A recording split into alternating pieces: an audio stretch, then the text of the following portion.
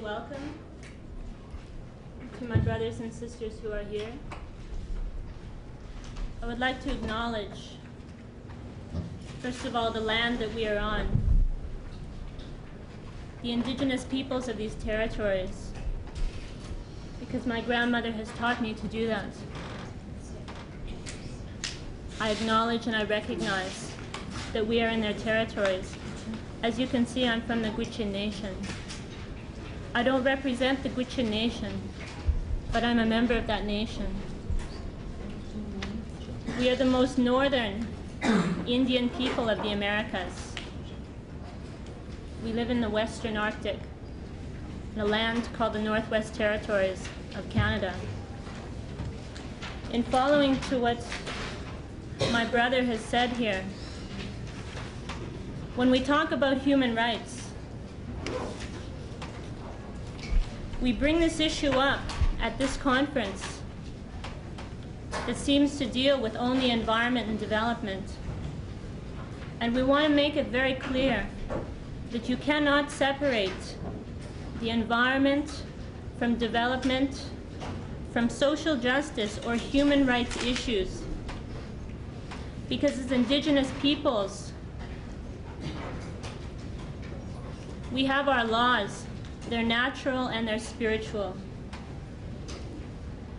We were placed on our respective territories to care for those territories for future generations. And I'll tell you why you cannot separate human rights issues from environment and development. Because on all these territories, indigenous peoples throughout the world, their human rights are being violated.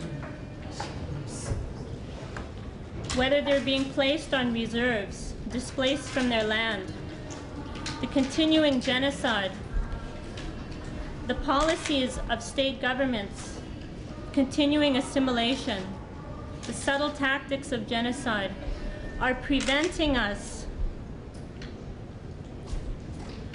from fulfilling our responsibility as caretakers of those lands.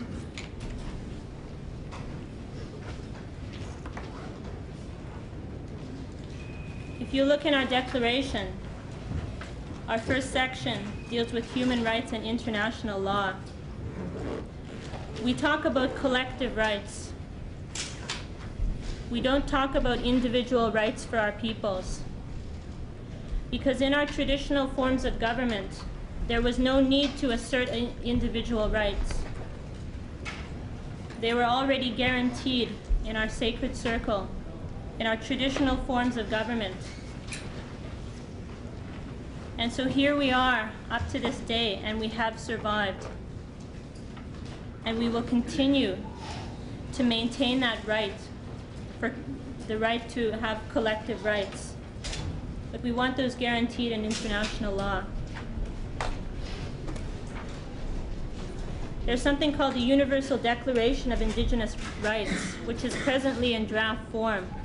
And in our statement, it says that we urge governments to support the United Nations Work Group on Indigenous Peoples, Universal Declaration of Indigenous Rights. But for more examples, you can look to our chapter. Those are just a few words I wanted to share with you. And miigwech, thank you for being here.